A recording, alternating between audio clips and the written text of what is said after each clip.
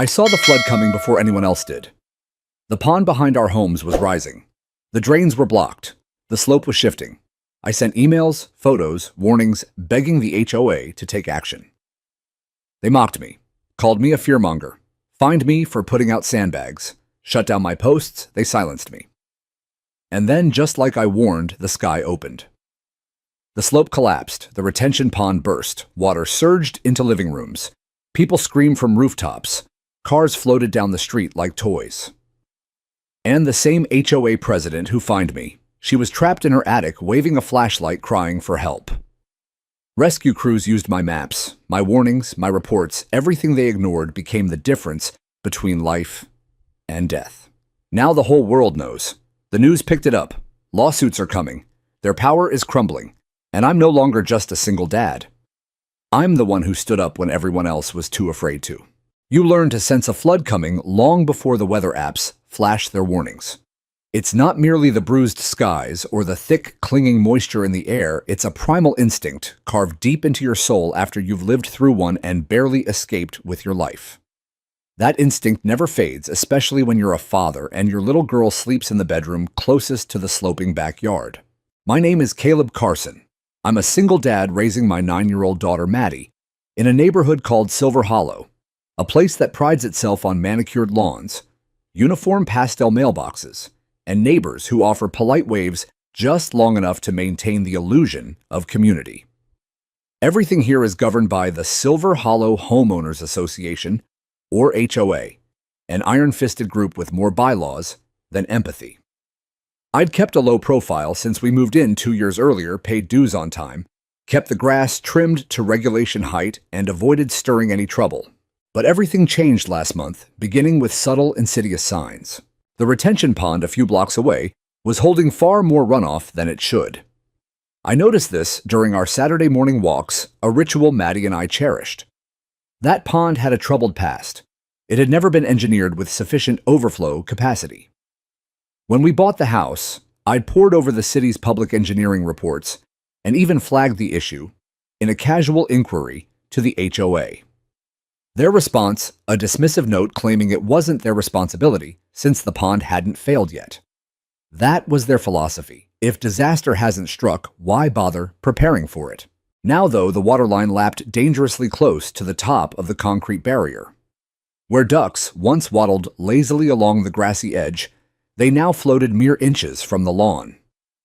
The backflow grates lining the walking trail were choked with sodden leaves, tangled debris, and forgotten trash. I documented everything, meticulously snapping clear photos, noting dates and times, and compiling a detailed email to the HOA board titled Early Indicators of Flood Risk in Drainage Area. Urgent review requested. I attached the images along with a PDF of the official stormwater management plan. I wasn't trying to cause panic. I was simply acting as a father determined to shield his daughter from waking up in a nightmare of rising water. Days passed without a single reply. Finally, 2 days later, a generic response arrived from Board Secretary Clarissa. Thank you for bringing this to our attention. The area is under routine monitoring. Please avoid using alarmist terminology in future communications with the board. Alarmist terminology, I'd included precise rainfall forecasts, GIS overlays, and historical data from similar systems. I wasn't shouting warnings in a crowded room. I was calmly pointing out a slow leak in a dam and handing them the tools to fix it. That evening, Maddie caught the tension etched across my face as we sat down for dinner. Why do you look so worried, Dad? She asked, her sharp eyes too perceptive for a fourth grader searching mine. Is it the big storm they keep talking about on the news? I forced a reassuring smile and nodded vaguely. Everything's going to be fine, kiddo. Our house is solid, and I'll always keep you safe. But deep in my gut, an old unease churned, the same sensation that had preceded every disaster I'd ever witnessed. The earth felt restless beneath us, saturated and ready to shift. The first real rain that week arrived on a quiet Tuesday, a soft drizzle that soaked into the already swollen soil. The steep hillside behind our yard, bordering the wild nature preserve, turned slick and treacherous. I recognized that type of clay-rich earth from past experiences. Once it reaches full saturation, landslides become inevitable. I jotted more observations, contacted the city engineering department, and left detailed voicemails. Still, I sent another courteous follow-up to the HOA. Silence. By Friday, I'd gathered every piece of evidence into a neat folder and attended the monthly open HOA meeting at the community center. When public comment time arrived, I introduced myself calmly, and explained my credentials, years working in civil maintenance for a utility company in Alabama, first-hand experience, surviving the devastating 2016 Baton Rouge floods. I knew the unmistakable signs of infrastructure on the brink of collapse. But before I could finish presenting my handouts, complete with photographs, technical reports, and water table projections, HOA President Linda Greaves interrupted with her polished, condescending smile. "Mr. Carson, we truly appreciate your enthusiasm," she said, her voice smooth as varnished teak wood. "But rest assured, qualified professionals are already monitoring these matters. Could we at least review the most recent inspection reports?" I pressed politely. She blinked once, then replied coolly, "Those documents are not available for public distribution." The room grew icy. A murmur rippled through the audience. Someone in the back muttered about doomsday dads, eliciting a few uncomfortable chuckles. Linda swiftly moved on to the next item: proposed fines for unauthorized yard decorations. I stood frozen for a moment, clutching my useless packet, feeling like an intruder in my own community. Then I sat down. Maddie was waiting at home with her favorite spaghetti simmering on the stove.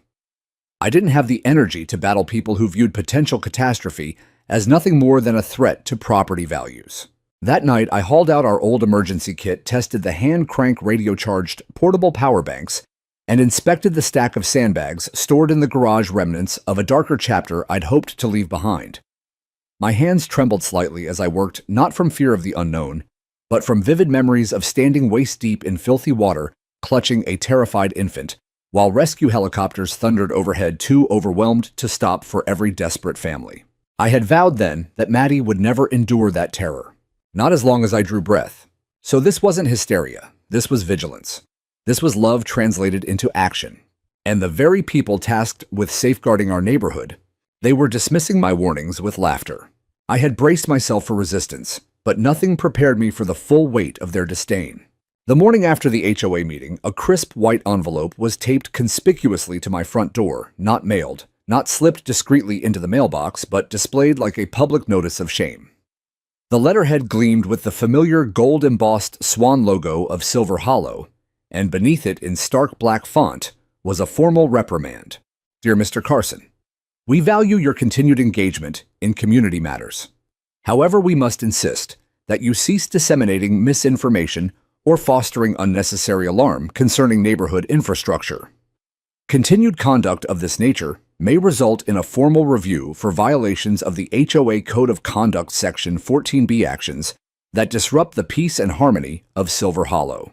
They had branded hard data public records, photographs, weather forecasts as misinformation. My efforts to protect families were now framed as a threat to the neighborhood's precious harmony. I crumpled the letter in fury, then fished it out of the trash moments later to file it in a new folder I grimly labeled HOA Intimidation. That single sheet of paper marked the shift from mere frustration to a deeper burning resolve. I'd navigated bureaucratic indifference before, but this felt personal, an attack on a father trying to safeguard his child while they obsessed over appearances and control. Undeterred, I composed another email this time, addressing every board member by name. I reattached the original flood risk maps, now augmented with the latest National Weather Service projections, a sluggish, low-pressure system brewing in the Gulf, poised to crawl inland and unload days of relentless rain. Combined with our already saturated soil and outdated drainage, the threat was no longer theoretical, it was imminent. I chose precise language: flash flood potential, soil saturation thresholds, hydraulic overload. Professional measured urgent. Within hours, my access to the community app vanished. I could no longer post, comment, or even view discussions. A sterile notification arrived from the Community Conduct Committee citing a violation of the platform's positive engagement policy. The same digital space where residents traded babysitting recommendations and neighborhood watch alerts had become another tool to silence dissent. That evening, I found Maddie on the front porch, coloring quietly, as the air grew thick with the scent of coming rain. Without looking up from her drawing, she asked, "Did you make the neighbors mad again, Dad?" I lowered myself beside her, exhaling the day's anger. "I only told them the truth, sweetheart. Sometimes the truth makes people uncomfortable." She nodded solemnly, her small brow furrowed in a way that reminded me painfully of her mother, intuitive, brave, far wiser than her years. After tucking her in, I drove to the southern edge of the neighborhood near the swollen retention pond. The HOA had repeatedly ignored requests for improved street lighting there. The path was shrouded in shadows. My phone's flashlight cut a narrow beam across the wet grass as I stepped off the sidewalk. The ground squelched under my boots, and the water had crept another 2 inches higher since my last check. I captured fresh photos' timestamps glowing on the screen. As I turned to leave, headlights pinned me in place. A silver Lexus idled at the curb, luxury model board member territory. The window descended smoothly, revealing Linda Greaves. Her perfume drifted out, cloying and expensive. "Mr. Carson," she said, voice clipped, "I strongly suggest you stop trespassing in restricted community areas." "This is designated green space," I replied, already recording on my phone. "It's clearly marked on the official HOA plat map." "You're disturbing a sensitive zone during unstable conditions," she countered. "There are proper procedures, Caleb. We cannot tolerate self-appointed vigilantes. I'm trying to avert a catastrophe." Her smile was thin practiced, laced with menace. "Then kindly follow protocol. Good evening." The Lexus glided away, taillights disappearing into the gloom. I stood there in soaked boots mud, climbing my jeans, patience eroded to nothing. Proper protocol, a convenient phrase for gates kept firmly shut by those who preferred polished facades over actual safety. When I got home, I backed up every photo and video to a secure cloud folder and shared access with my brother, a local journalist. "Don't publish anything yet," I told him over the phone. "Just keep it safe, in case." His reply came quickly. "You really think it's going to hit that hard?" I stared at the screen for a long moment before typing back, "I'm not guessing anymore. I'm preparing." And preparing became my nightly ritual. Each dawn I logged water levels and rainfall totals. Each dusk, I inspected the overgrown ditch running along our rear property line where the HOA had lavishly invested in ornamental fencing, but never a dime in functional runoff channels. 2 nights later, around 2 a.m., Maddie's small hand shook me awake. "Dad," she whispered, voice trembling, "something's weird with the toilet." Groggy, I followed her downstairs and flipped on the bathroom light. The bowl was brimming not with sewage, but with thick, muddy water swirling upward from the drain. My stomach dropped. I bolted outside with a flashlight. The yard drain, that should have whisked water away, gurgled uselessly, completely clogged. I probed with a stick and met resistance, a solid mass of decayed leaves, tangled roots, and discarded plastic. Totally blocked. Above our fence line, on the steep slope, I heard it, a faint trickle, rapidly building into a restless rush. The hillside was beginning to stir. By first light, I had composed one final email to the HOA subject line, blazing in all caps. Urgent, immediate drainage failure. I attached a short time-stamped video of the gurgling, overflowing drain and the restless slope above our fence. The message was concise, almost pleading. Blockage confirmed behind 40 Wisteria Lane. Clear evidence of hillside instability. Strongly recommend emergency inspection and clearing within the next 24 hours. Heavy rainfall forecast imminent. Multiple families in direct path. I hit send, watched the delivery confirmation appear, and waited. Nothing came back. No acknowledgement, no questions, no promise of action. I already knew what their silence meant. They had chosen to gamble with our homes rather than admit a problem existed. A heavy electric quiet settled over the neighborhood that morning, the kind that presses against your eardrums right before lightning strikes. The sky sagged low and gray, pregnant with rain that hadn't yet fallen. I opened the garage door, dragged out my old folding work table, and began the grim ritual of filling sandbags. Those same burlap sacks had traveled with me from Louisiana, filled a decade earlier, while my wife was still alive, back when we believed sweat and foresight could outsmart nature. Now it was just Maddie and me. She emerged in her rain boots, hair still tousled from sleep, and silently took a shovel half her size. No questions, no complaints. She understood the choreography of a house bracing for battle. We worked side by side in the driveway. First, we fortified the back doors, stacking bags too high along the threshold. Then, the garage entry. then the wide sliding glass that faced the treacherous hill. I dug a shallow diversion trench across the patio, guiding potential runoff away from the foundation. My back-burned blisters bloomed on my palms, but I kept moving until every weak point was armored. Between loads of sand, I photographed each stage wide shots, close-ups, GPS stamps glowing on the screen, and uploaded everything to the secure folder I'd shared with my brother. Documentation wasn't about pride. It was insurance against the day someone would inevitably claim no one could have seen this coming. But the HOA saw it anyway, and still chose confrontation over cooperation. Mid-afternoon, a gleaming white SUV bearing the Silver Hollow logo pulled up at the curb. Clarissa and Greg climbed out clipboards poised like weapons phones already recording. They didn't bother knocking. They simply stationed themselves at the edge of my driveway, as if surveying a code violation. Mr. Carson, Clarissa called out, sunglasses perched on her nose despite the overcast sky. We need to address these installations. I straightened slowly, wiping sweat from my eyes, the last sandbag still heavy in my grip. I'm all ears. She consulted her clipboard with theatrical gravity. These unsanctioned barriers violate Section 9D of the Aesthetic Guidelines, no visible obstructions or unauthorized structural modifications without prior board approval. They're sandbags, I said, voice flat with exhaustion. Temporary. And right now, they're the only thing standing between floodwater and my daughter's bedroom. Greg stepped forward, chin raised.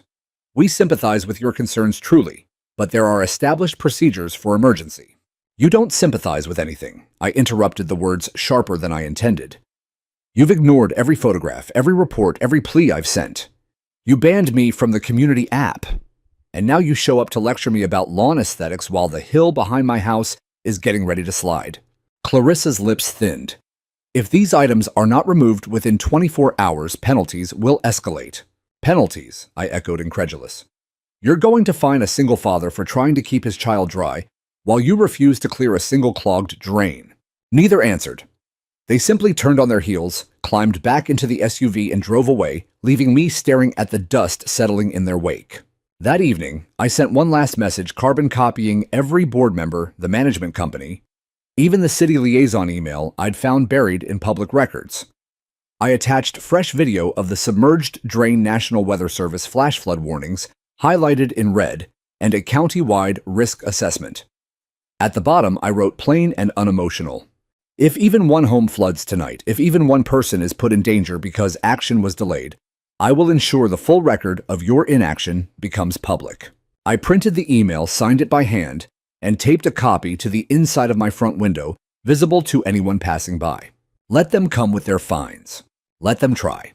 Because by then, my fight wasn't only about saving my own house or my daughter. It had become about forcing them to see what they'd spent weeks pretending wasn't there. That night, Maddie and I turned the living room into a makeshift camp. I wanted us close to the front door where the first sounds of trouble would reach us fastest. Flashlights, battery radio, charged phones, 2-packed go bags lined up like sentinels. We spread sleeping bags on the couch and floor, the glow of a single lantern casting long shadows across the walls. Maddie snuggled against me under a quilt her grandmother had made. Is the water coming tonight, Dad? She whispered. I don't know for sure, I answered honestly, but whatever happens, we're ready. I've got you. She nodded, squeezing my arm. After a pause, she added softly, Do the Taylors have sandbags too, meaning the young couple across the street with toddler twins? I don't think so, honey. Maybe you should go tell them one more time. Her small voice carried no judgment, only concern. I kissed the top of her head, throat tight. Maybe I will, I said. Outside, the wind began to rise, rattling the windows like impatient fingers. The rain started at 1:47 a.m. At first, it was a gentle patter on the roof, almost soothing. Then it thickened, steady and relentless. By 2:30, I was up checking the backyard with a flashlight. Water raced down the slope in silvery threads, pooling against my wall of sandbags. The ground above the fence glistened, shifting subtly under the beam of light. At 3:12 a.m., a deafening crack tore through the night. I bolted outside. A mature oak on the hillside had toppled, roots ripping free in a tangle of mud.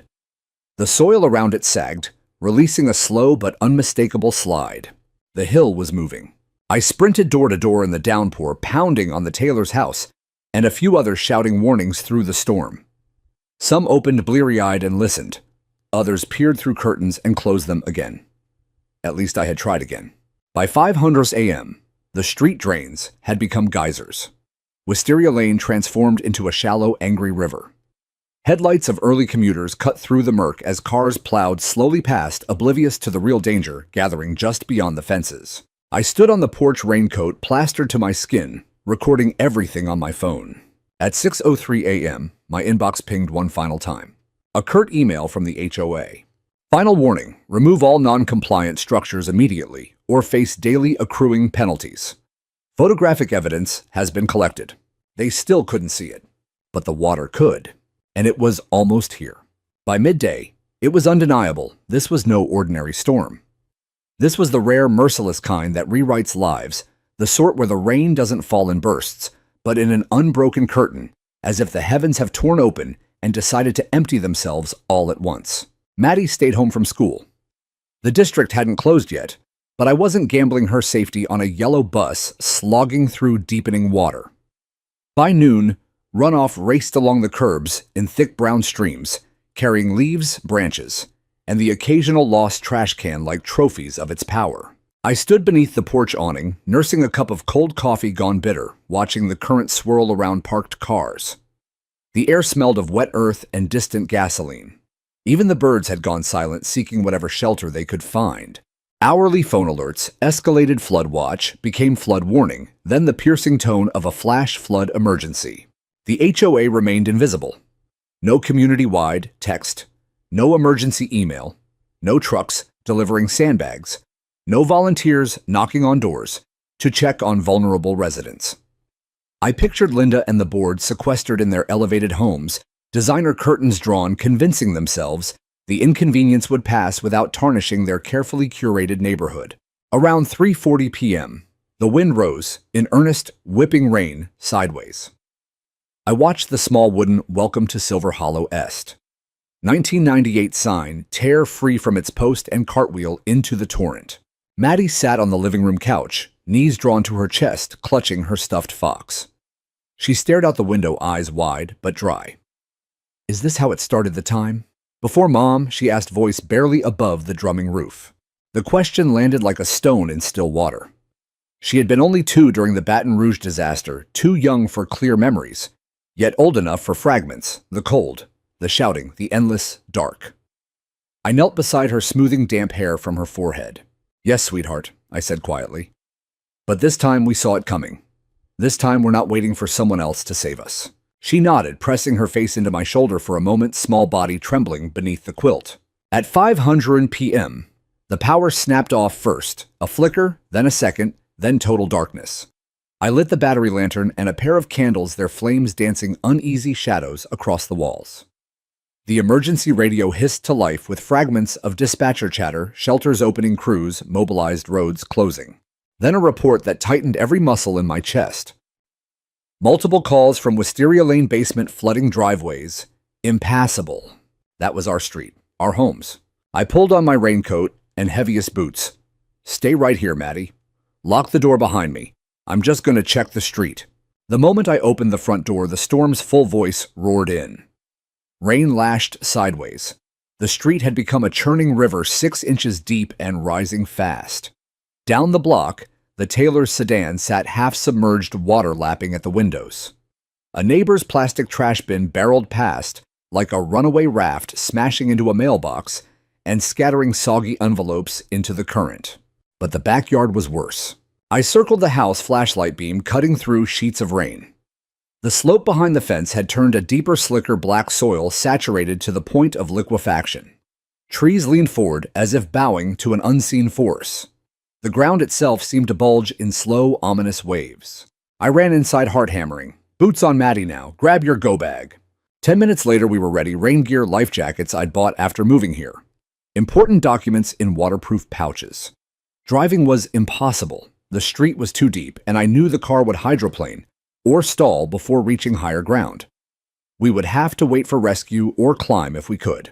I opened the backslider to test an escape route up the hill. The moment the door slid wide, I realized escape was no longer an option. The hillside surrendered, not in a dramatic avalanche, but in a sudden, terrifying slump, A wide section of saturated earth gave way all at once. A roaring wall of mud water uprooted saplings and clay thundered down the slope. It struck the wooden fence like a battering ram, splintering boards into kindling with a crack that echoed like gunfire. My sandbag barricade held for a breathless heartbeat, 20 seconds at most, then the sheer weight and velocity shattered it. Bags burst sand spilling uselessly into the surge. I yanked the door shut just as the leading edge slammed against the house. Glass rattled violently. The floor vibrated under our feet. We stumbled backward as the backyard vanished beneath a churning chocolate-brown torrent. Water surged over the patio past the threshold and began pouring into the lower level of the house, ankle-deep, then knee-deep in seconds, carrying leaves, branches, and unidentifiable debris. I killed the main breaker to prevent electrical fire, grabbed Maddie's hand, and pulled her toward the stairs. She moved without hesitation, trusting completely, even as cold floodwater chased our heels up the steps. We retreated to the master bedroom on the second floor, the highest, safest point. I locked the door out of pure instinct, knowing full well a lock wouldn't stop rising water, but needing the illusion of control. Outside, the storm screamed. Something heavy, perhaps a neighbor's shed or a full garbage dumpster, crashed against the garage with a metallic boom. From the window, I watched floating objects drift down what used to be our street patio chairs. A child's bicycle, an inflatable pool toy, bobbing absurdly amid the chaos. Then came a sharp, desperate cry slicing through the wind. I cracked the bedroom window and leaned out into the downpour. 2 houses down on her second-story balcony, Linda Greaves waved a flashlight in frantic arcs. "Help, please, someone's trapped downstairs." The HOA president, impeccably dressed at every meeting, voice, always cool and commanding, was soaked hair plastered to her face, eyes wild with terror. Her manicured lawn had disappeared beneath rapids. Her gleaming Lexus was gone, swept away. The elegant floodlights that once highlighted her prize roses now flickered weakly beneath the surface. For a single heartbeat, I hesitated, memories of every dismissal, every threat flashing through my mind. Then training and decency took over. I snatched the emergency radio tuned to the fire dispatch frequency I'd memorized weeks ago and pressed the transmit key. "This is Caleb Carson, 1740 Wisteria Lane. Widespread street and home flooding. Confirmed occupant trapped second floor, 1748 Wisteria, possible. Additional victim, ground level. Water breaching first floor windows. Need immediate boat rescue." Static crackled, then a calm voice. "Copy that, Mr. Carson. Units en route. ETA 10 to 12 minutes. Stay safe." I lowered the radio and met Maddie's wide eyes. "Did you just call for her?" she whispered. "I called for whoever's in danger," I said. "That's what we do." We waited in the flickering lantern light, listening to the house groan under the onslaught, water lapping higher against the exterior walls. 10 minutes had never felt so endless. But the boats were coming, and this time the warnings I'd shouted into the void were finally guiding them straight to us. The rescue boats arrived like ghosts, cutting through the storm spotlights, sweeping wide arcs across the churning water, outboard motors growling against the current. Sirens wailed in the distance, muffled by the relentless rain, but those engines were the sweetest sound I'd heard all night. The first boat veered straight toward Linda's house. Her screams had carried farthest, her flashlight the brightest beacon. 2 firefighters in heavy gear leaped onto her submerged lawn water up to their thighs and used a Halligan tool to force the swollen front door. A wall of trapped water exploded outward, nearly knocking one rescuer off his feet. They disappeared inside, re-emerging minutes later, with Linda wrapped in a crinkling silver blanket, hair dripping, face pale and streaked with mud. As the boat pulled away, Linda sat huddled in the stern, staring across the flood toward my house. Even from a distance, I saw her raise a trembling arm and point directly at me. Accusation in every line of her body, as if I had conjured the deluge through sheer stubbornness. I didn't wave. I didn't react. I simply closed the window against the spray and turned back to Maddie, who watched me with solemn eyes. More boats fanned out along Wisteria Lane. Rooftops became islands. Second-floor windows glowed with desperate flashlight signals. The emergency radio crackled non-stop coordinates, head counts, urgent medical needs. Then the dispatcher's voice confirmed what I had dreaded most. Retention pond breach confirmed. Repeat full overflow and embankment failure at the North Basin. All units advise extreme caution. Debris field expanding. The very structure I had begged them to inspect for weeks had finally surrendered. Thousands of gallons of stormwater held back too long by outdated walls and neglected maintenance now roared unchecked through the neighborhood. Water inside our house climbed audibly, lapping against the upstairs hallway, seeping under the bedroom door in cold fingers. The floor vibrated with each new impact from outside. I made the decision in an instant. Attic, now. I shoved the ceiling tile aside, unfolded the pull-down ladder, and boosted Maddie up first. She scrambled into the dark space, without a word clutching her go-bag and stuffed fox. I followed, hauling the lantern and radio, then pulled the ladder up behind us and sealed the hatch. The attic was stifling, smelling of insulation and old wood, but it was dry for now. We huddled together on plywood sheets, laid over the joists, the lantern casting a small circle of light. Below the sounds were nightmarish furniture scraping across floors as it floated and collided glass, breaking somewhere downstairs, the constant rush of water seeking every crack. Maddie curled against me, blanket wrapped tight. "How long do we stay up here?" she whispered. "Until the boats reach us," I said, stroking her hair. "They know we're here," I told them. She nodded, trusting as ever. Time stretched thin. The house groaned like an old ship taking on water. I pictured the life we'd built inside it, photos, Maddie's artwork on the fridge, the growth chart penciled on the kitchen doorframe, now drifting in filthy currents, or ruined beyond salvage. Then finally, a powerful spotlight swept across the attic vent window. A loudspeaker boomed through the storm, rescue crews on scene if you can hear this signal from windows or rooftops. I grabbed the flashlight and banged the lens against the small gable window in rhythmic bursts. 3 short, 3 long, 3 short. Minutes later, heavy boots thudded on the roof. A gloved hand knocked firmly on the vent frame. "Mr. Carson." "Caleb Carson, you and your daughter up there." "Yes," I shouted back, voice cracking with relief. "2 of us. We're okay. Stand by. We're cutting a larger opening." Sparks flew as a rescue saw bit through the roof shingles near the vent. Fresh rain sprayed in, but then a wide square was lifted away, and a helmeted face appeared, rain streaming off the brim. "We've got you, child first." They lowered a harness. I helped Maddie into it, adjusting straps around her small frame, kissing her forehead as the line tightened. "You're so brave," I told her. "I'll be right behind you." She managed a tiny smile before they lifted her smoothly out into the night. My turn came next. The harness felt secure, almost comforting. As they hoisted me through the opening boots slipping on wet shingles, a rescuer steadied me with a firm grip. From the rooftop, under sweeping spotlights, the full scale of the catastrophe hit me like a physical blow. Silver Hollow lay drowned. Elegant townhomes stood half-submerged, windows glowing faintly from battery lanterns inside. The clubhouse symbol of HOA pride listed to one side, its lower floor swallowed.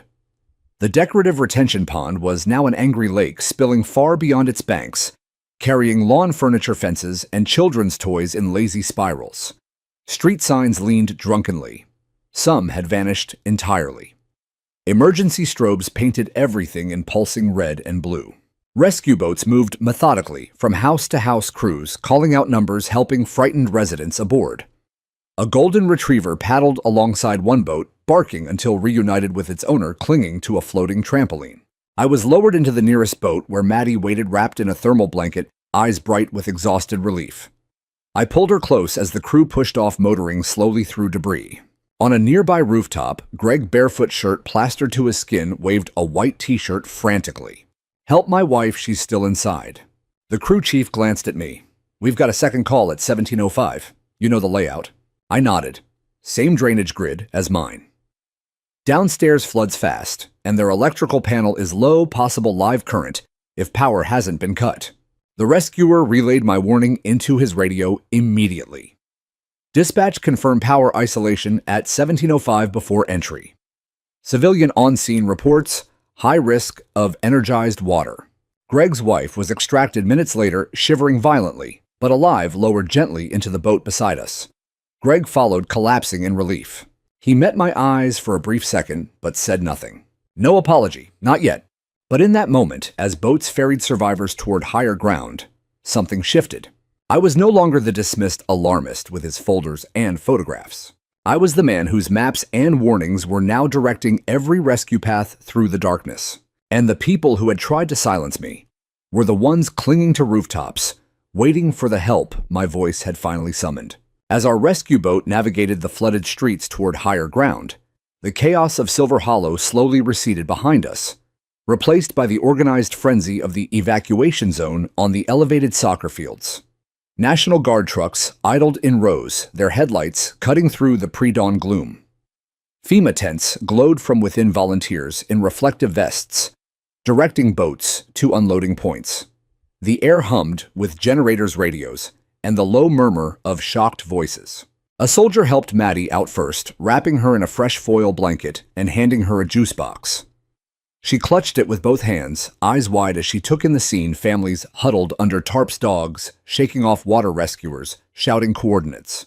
Someone had set up a makeshift kids area with coloring books and snacks. Maddie drifted toward it almost instinctively, her stuffed fox tucked securely under one arm.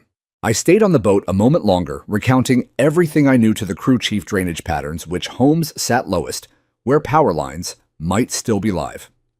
Word spread quickly, the civilian with the maps. A FEMA coordinator named Rosales approached as I stepped onto solid ground, tablet in hand, rain still dripping from her poncho. "You're Caleb Carson?" she asked, scrolling through a screen. "The one who submitted detailed flood projections 2 weeks ago, GIS layers, runoff calculations, the whole package." "That's me," I said, surprised anyone had even opened the file. She nodded, impressed. "Your data got flagged by our predictive model yesterday. It lined up almost perfectly with the breach points we're seeing now. You helped us prioritize rescue sectors tonight. Lives were saved because of what you sent in." I didn't feel heroic, just bone-tired and hollowed out. "I was only trying to keep my daughter safe," I muttered. "And maybe wake a few people up." Rosales glanced toward the darkened neighborhood. "Well, you woke us up. And it looks like someone altered official documents to downplay the risk." She lowered her voice. "City inspectors already pulled modified retention pond reports from HOA files. Readings scrubbed, maintenance logs faked. This isn't just oversight anymore. It's looking like criminal negligence." The word criminal landed heavily. I thought of every email, ignored every threat, issued every fine, threatened, while I stacked sandbags to protect my child. By mid-morning, as helicopters thumped overhead surveying damage, the first whispers of accountability began to surface. Linda Greaves sat alone in the back of an ambulance, blanket pulled tight, refusing eye contact with the growing cluster of reporters. A sheriff's deputy took her statement quietly, notepad filling with details she could no longer spin. The media descended fast. A local news crew recognized me from the rescue footage. "Sir, were you the resident who reported escalating flood risks weeks ago?" one reporter asked, microphone extended. "We've obtained copies of your correspondence with the HOA emails that match FEMA's current inundation maps almost exactly. Care to comment?" I glanced at Maddie, now sitting cross-legged on a tarp, sharing crayons with another evacuated child. She looked up and gave me a small, encouraging nod. "Yeah," I said, turning back to the camera. "I've got plenty to say." I handed over my entire digital folder, every photo, video, email, thread time-stamped and organized. The reporter's eyes widened as she scrolled. "They threatened fines for sandbagging your own home. $300 a day," I confirmed, plus a formal warning about undermining community harmony. All while the retention pond they refused to maintain was getting ready to burst. She shook her head in disbelief. This is going to be big. And it was. By late afternoon, a press conference assembled on the dry edge of the flood zone. The mayor arrived in a marked SUV, flanked by city engineers and emergency management officials. A fire captain stepped to the microphone first. "Tonight's operation was challenging," he said, "but we owe a debt of gratitude to a local resident who independently monitored and reported high-risk conditions in Silver Hollow. His detailed mapping and warnings aligned precisely with the breach patterns we encountered, enabling faster, more targeted rescues." Cameras swiveled toward me. Flashes popped. Someone shouted, "Mr. Carson, any statement?"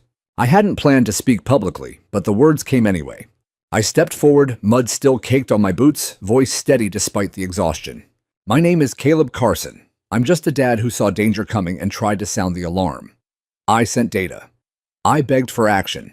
I was called an alarmist, banned from community forums, threatened with fines for trying to protect my home and my little girl." I paused, scanning the crowd of wet, weary neighbors now gathered behind the barricades. This didn't have to be this bad.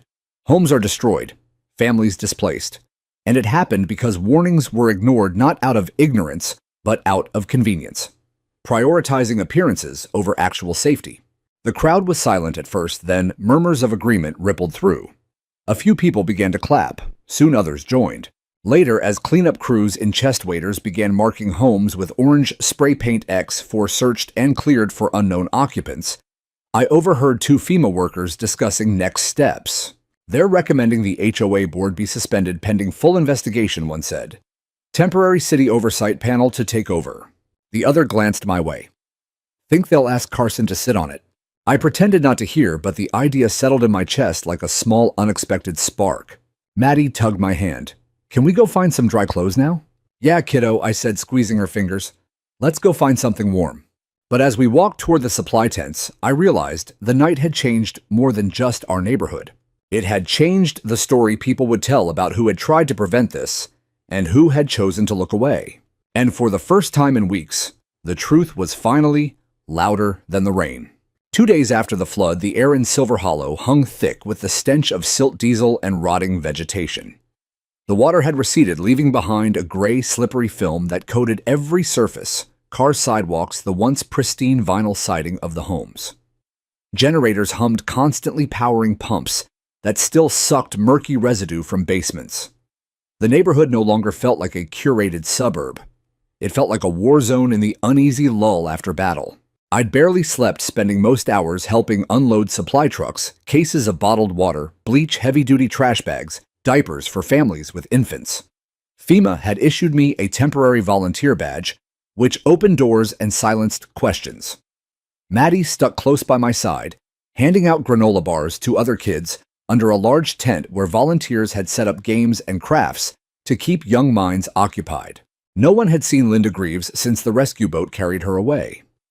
Rumors swirled. Some said she'd checked into a hotel on the other side of town. Others whispered she'd left the state entirely.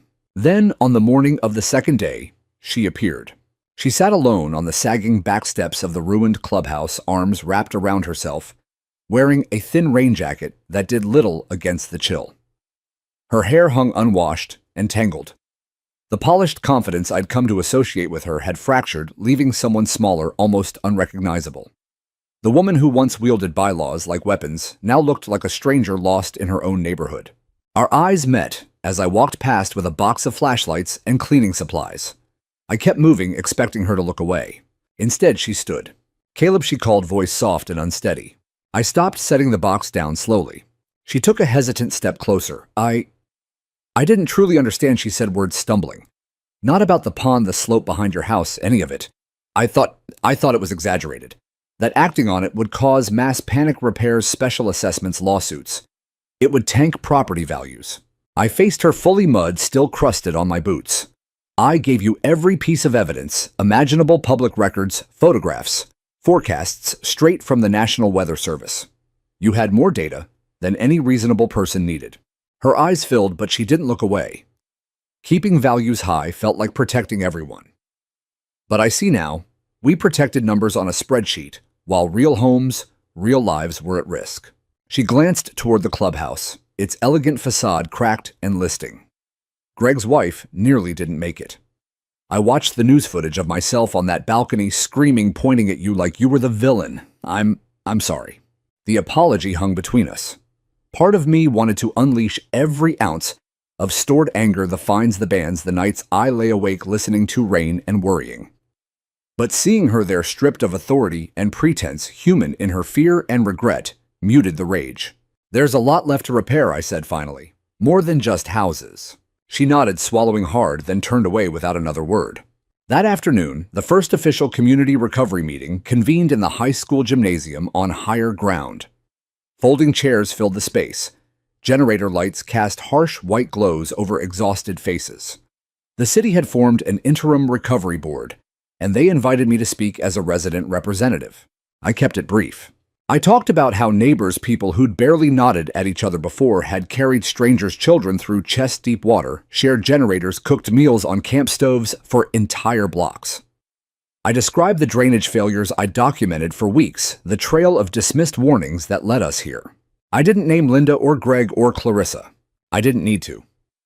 She sat in the back row, hands folded tightly in her lap, eyes fixed on the floor. After the meeting ended, she approached again, clutching a thick manila envelope. "This is for you," she said quietly. I took it wary. Inside were hundreds of pages, 3 years of internal HOA emails, redacted meeting minutes, budget spreadsheets, handwritten margin notes, everything they'd buried. Minutes where Greg argued it was financially prudent to monitor weather patterns rather than fund preemptive repairs. Emails deleting city engineer alerts. Votes to suppress a consultant's report that would have mandated $60,000 in immediate pond reinforcements. "You kept all this?" I asked, anger rising fresh. "I kept everything," she replied, voice breaking. "I'm not asking for forgiveness, Caleb. I'm asking for a chance to help undo the damage I helped cause." I studied her face lines deeper than I remembered, eyes red-rimmed. "Then do the right thing," I said. "When investigators ask when depositions start, when lawsuits move forward, tell the truth. All of it. On record." She met my gaze steadily. "I will. I already contacted the city attorney this morning." A long pause stretched between us. "You were right about the water," she added softly. "But you were also right about something bigger. Leadership isn't about enforcing rules or maintaining order. It's about stepping up when it's hard, even when people resent you for it." I didn't respond. There was nothing more to say. That evening, as Maddie and I walked a newly cleared sidewalk back toward temporary shelter, we passed neighbors transformed by shared trauma, Mr. Nguyen waving us over for fresh coffee brewed on a camp stove, the Ramirez family hammering salvaged lumber into a makeshift fence, children Maddie had never played with now chasing each other on muddy bikes, laughter cutting through the gloom. The storm had stripped away lawn's furniture illusions. In their place, something raw and real was growing. A neighbor pressed a folded flyer into my hand, an announcement for an emergency vote to dissolve the old HOA charter and establish a new resident-led neighborhood council with strict transparency rules, mandatory emergency funds, and resident approval for all major expenditures. I hadn't planned to get involved beyond rebuilding my own home. But as Maddie skipped ahead, her stuffed fox sporting a tiny red ribbon one of the volunteers had tied on as a hero badge, I felt the shift. This wasn't just about protecting my daughter anymore. It was about building something safer, fairer for all of us. And for the first time since the rain began, the future felt less like a threat and more like a promise we could shape together. The story spread like the floodwaters themselves, swift, unstoppable, and impossible to contain. Within 24 hours of Linda handing over that manila envelope, the local NBC affiliate aired a damning 5-minute segment. Ignored warnings, how a neighborhood's leadership failed its residents. My voice wasn't featured, but my evidence was everywhere. Screenshots of my emails time-stamped weeks earlier side by side, comparisons of my personal flood risk maps against the actual inundation zones captured by FEMA drones. The anchor narrated each ignored warning with the gravity of a courtroom prosecutor, ending with the now infamous line from an internal HOA email, "Cheaper to hope for dry weather than to fund repairs." By the weekend, national outlets had picked it up. CNN ran a shorter version on their morning scroll. A regional newspaper splashed the headline that stuck. HOA silenced single father's flood warnings, then watched their neighborhood drown. My name and photograph appeared beneath it, alongside a shot of our mud-streaked street taken from a rescue helicopter. The response was immediate and overwhelming. My phone buzzed nonstop, with notifications, messages from strangers across the country, offering donations of cleaning supplies, gift cards, even airline miles for a vacation once the dust settled. A retired couple in Oregon wired money for new furniture with a note, "Thank you for refusing to stay quiet." But there were uglier messages, 2 anonymous emails, and social media comments from a dwindling band of HOA loyalists accusing me of staging the disaster for attention, of weaponizing tragedy to seize control.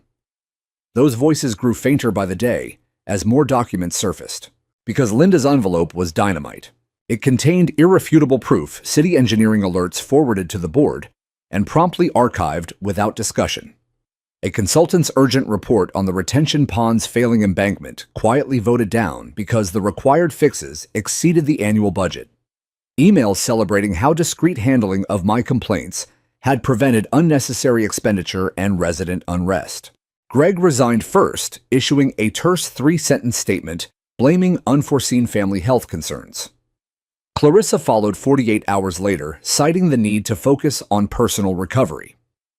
The remaining board members clung to their positions for another week, issuing vague promises of internal review, but the mayor's public endorsement of a special election to dissolve the HOA crushed their last defenses.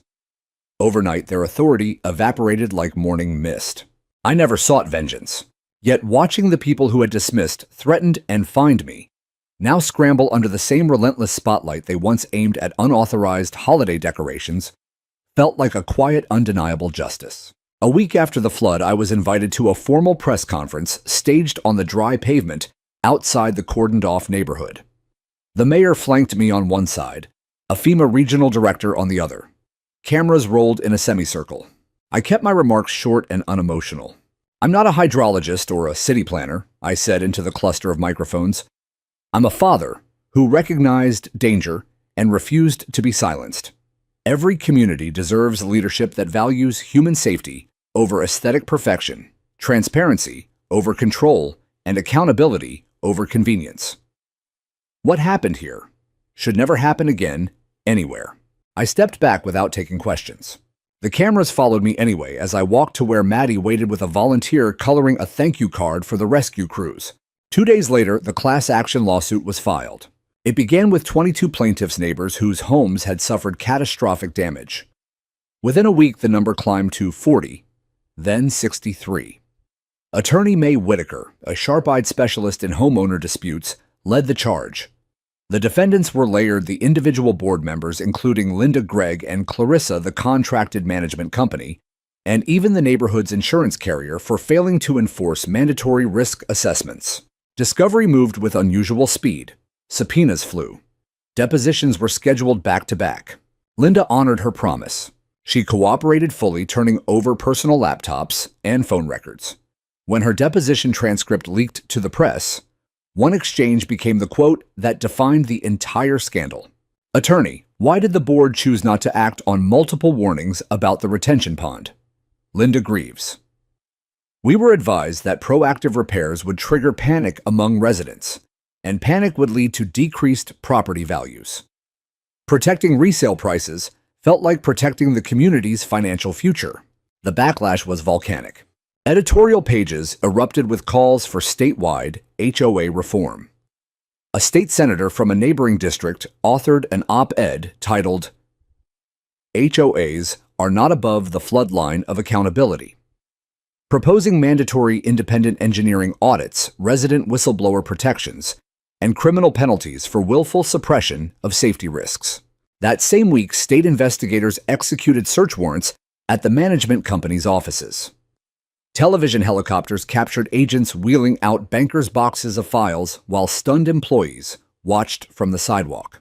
I stood on the edge of the recovery zone one evening, watching the news chopper circle overhead, and felt the ground shift again, not from saturated soil this time, but from the slow, inevitable turning of consequences. Maddie tugged my sleeve. "Are the bad guys going to jail, Dad?" "Not all stories end with jail," I told her. "But this one ends with them losing the power to hurt anyone else the same way." She considered that, then nodded, satisfied. Behind us, volunteers continued gutting homes, ripping out soaked drywall, hauling ruined appliances to overflowing dumpsters. The work was exhausting, filthy, endless. But every demolished wall felt like removing another layer of the old illusions. And with each layer gone, the neighborhood breathed a little freer.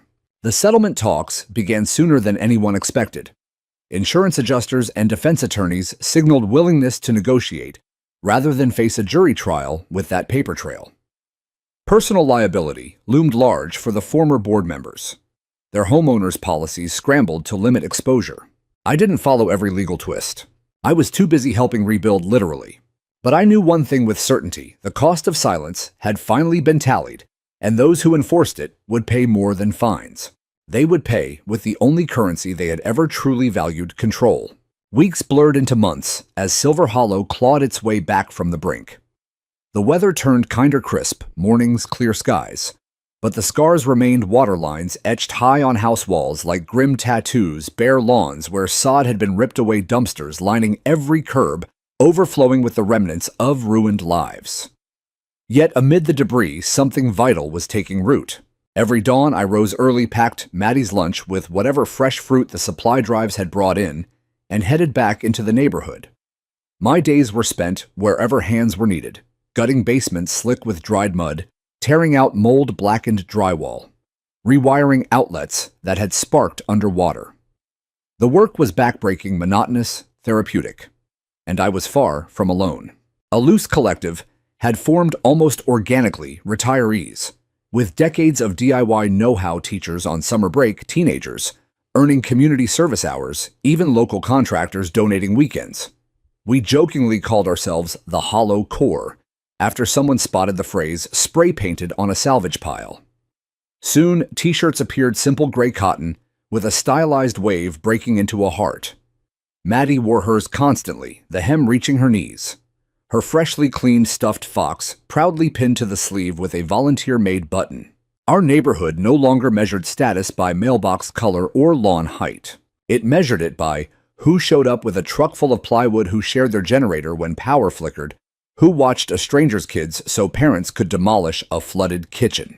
The city delivered on promises too. Surveyors marked new drainage routes. Heavy equipment arrived to reshape and reinforce the retention pond, now triple-lined with overflow channels and real-time monitoring sensors. I stood alongside the engineers one afternoon as they installed gauges on the rebuilt slope behind what used to be my backyard. The soil there still bore the jagged scar of the slide, but fresh stone riprap and deep-rooted native plants were already knitting it closed. Watching the final bolts tightened felt like sealing an old festering wound. One humid afternoon, while laying new subflooring in the Ramirez family's home, my phone buzzed with a call from May Whitaker. "Mediation's heating up," she said without preamble. "The management company's ready to cut a check rather than face discovery in open court. Insurance is scrambling to cap personal exposure for the board members. It won't restore what was lost, but it'll give people a real chance to rebuild properly.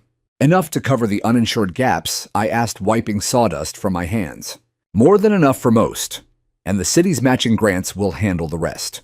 You helped make this possible, Caleb. Your records turned a potential dismissal into a slam-dunk case." I didn't feel triumphant, just relieved that families wouldn't have to choose between a new furnace and groceries. Maddie and I finally moved back into our house, just as autumn painted the trees in cautious golds and reds. The interior was stark, bare studs, in places mismatched donated furniture floors still echoing underfoot. But it was dry. It was ours. That first night, Maddie helped me hang a single-framed photo on the freshly painted wall, a candid shot a volunteer had snapped during cleanup, me coated head to toe in mud, shovel in one hand, Maddie perched on my shoulders, grinning through the grime. We looked exhausted, filthy, unbreakable. "Do you miss how pretty it used to be?" she asked, curling up on our new-to-us couch under a quilt sewn from salvaged fabric squares contributed by half the block. I surveyed the empty walls, the temporary plywood counters, the single string of fairy lights powering our evening. "No," I said honestly, "this version feels more like home." Her room was her own creation, ceiling dotted with glow-in-the-dark stars. She'd painted herself a colorful paper chain garland from the volunteer tent, now draped across the window like a victory banner. As I tucked her in, she yawned and murmured, "I'm proud of you, Dad." The words stopped me in the doorway. No one had said that to me. After Baton Rouge, not even myself in the mirror. "I'm proud of you too, kiddo," I managed, voice thick, "every single day." She smiled sleepily and hugged her fox close. Outside, the night was calm. No thunder on the horizon. Just crickets and the distant hum of a neighbor's generator winding down. Months later, I stood before the community again, this time in the rebuilt gymnasium that served as our temporary gathering hall. We were holding the first open forum under the new resident-led council, no raised dais, no parliamentary, Robert's rules, nonsense, just rows of folding chairs in a circle, a single microphone passed hand to hand. An elderly woman near the back raised a tentative hand. "Are we still going to have guidelines?" she asked, voice quavering. "I don't want things to look abandoned." Smiles rippled around the room. "Yes," I answered from my seat among them, not at a podium, just another neighbor. "We'll have standards, but they'll be decided together, voted on openly, and they'll never, ever take priority over people's safety or well-being." The applause that followed was warm, relieved, genuine. Later, as I locked the rec hall doors under a clear winter sky, I paused to breathe in the cold air. It felt clean, honest, earned. I thought of Linda's old mantra, leadership, as maintaining perfect order. She'd been wrong. True leadership was listening when it was inconvenient, acting when it was unpopular, and standing in the mud beside your neighbors until the work was done. On the 1-year anniversary, we didn't hold a solemn memorial. We threw a potluck. The park, once underwater, now bustled with folding tables draped in checkered cloths. Grills smoked with hot dogs and burgers. Someone hauled in a rented bouncy castle that drew shrieks of laughter from kids who'd spent months in temporary housing. Maddie raced barefoot, from group to group, hair flying, organizing impromptu games with children she now knew by heart. A few residents offered short reflections, no speeches, just stories shared over paper plates. When someone nudged me forward, I almost declined. Then Maddie planted herself in front of me, hands on hips, and mouthed, "Go." I kept it simple. We didn't just rebuild walls and roofs, I said, voice carrying easily over the happy noise. We rebuilt trust, one favor, one shared meal, one honest conversation at a time. And if we keep doing that, we'll never have to face the next storm alone. The crowd cheered, but Maddie's single whoop was loudest. As dusk settled and string lights flickered on, I stood with her beside the reinforced slope now terraced with stone and wildflowers, sensors blinking softly like watchful eyes. She slipped her hand into mine. "Do you think anyone will forget what happened?" she asked. I squeezed her fingers and looked out over the laughter, the lights, the imperfect, resilient homes glowing warmly in the twilight. "No," I said, and that's exactly how it should be. Because we had survived the water. We had survived the silence that made it worse. And together, we had become something stronger than any perfect lawn or polished rulebook could ever enforce. We had become a real community. There's a quiet strength that emerges after catastrophe, not the brittle silence of denial, but the clear-eyed peace of knowing exactly what matters. The flood didn't just wash away possessions and perfection. It stripped bare every false layer we'd lived under. Silver Hollow had once been a postcard neighborhood, flawless from the curb, hollow at its core. Now, finally, it had the chance to become something authentic, forged in shared grit and unvarnished truth. Time moved forward, deliberate and healing. Spring brought dogwood blossoms along the rebuilt retention pond, their petals drifting onto the new walking path where families strolled without fear. Summer barbecues filled backyards with laughter that carried farther than before, doors left open, neighbors wandering in and out like extended family. Fall painted the reinforced slopes in fiery reds, and children, Maddie among them, raced down gentle hills on sleds made from cardboard during the first light snow. The legal wheels turned steadily in the background. The class action settlement landed generously funds for full restorations, compensation for lost belongings, even stipends for temporary housing hardships. The management company wrote the largest check. Personal liability hit the former board members hardest. Linda, Greg, and Clarissa faded from public view. Some said Linda had relocated to a quieter town up north, seeking a fresh start far from headlines and hard stares. I never wished them ill. I only wished them the weight of understanding what their choices had cost.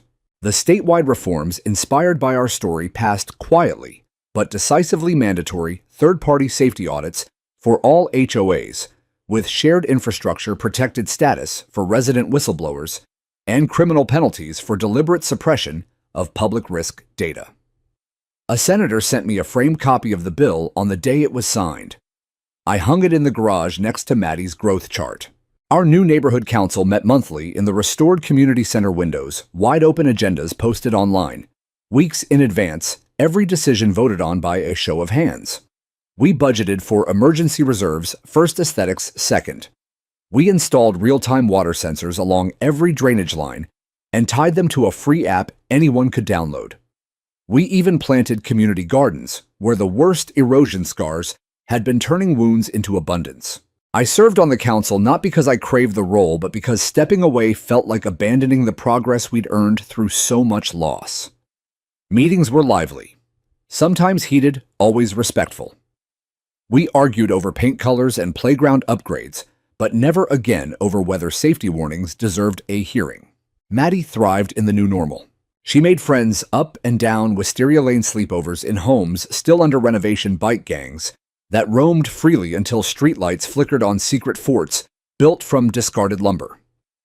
Her stuffed fox, now a little threadbare from constant adventure, held an honorary place on her bedroom shelf beside trophies from science fairs and art shows. She'd grown taller, sharper, kinder, carrying the quiet confidence of a child who knows exactly how strong her father is and how strong she is too. One crisp December evening, the current date marking exactly 18 months since the rain began, I stood on our front porch watching snow dust the rooftops. Inside the house glowed warm, mismatched furniture, arranged just right, walls covered in photos of volunteers, rescue crews, potlucks, and progress. Maddie's laughter echoed from the kitchen where she was decorating cookies shaped like houses, complete with gumdrop doors and icing roofs that would never leak. A neighbor waved from across the street, calling out an invitation to tomorrow's holiday caroling. I waved back, smiling without effort. I thought of the old silver hollow, the one obsessed with swans on letterhead and fines for visible sandbags. Then I looked at this one imperfect roofs, patched with whatever worked best holiday lights strung a little crooked driveways, filled with borrowed tools and shared meals.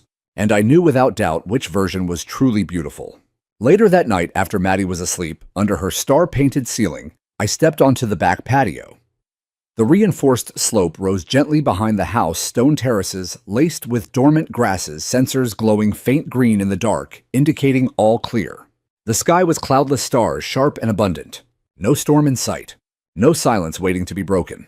Just the soft hush of snow settling over a neighborhood that had learned the hardest way possible what community really means. We had faced the water. We had faced the indifference that let it rise. And in refusing to stay silent, in choosing to stand together, through the aftermath, we had built something the next flood, literal or figurative, could never wash away. Resilience. Truth. Each other. That was the real legacy of the night the rain came. Not the destruction, but the unbreakable light we kindled in its wake.